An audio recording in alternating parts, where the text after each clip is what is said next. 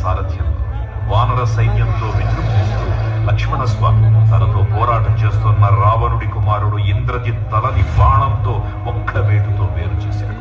ఇంద్రజిత్ మరణ వార్త విన్న రావణుడు ఆవేశంతో ఊగిపోయి ప్రతీకారం కోసం పాతాళ లోకాధిపతి తన సోదరుడు అయినటువంటి మహిరావణుడి సహకారం కోరాడు.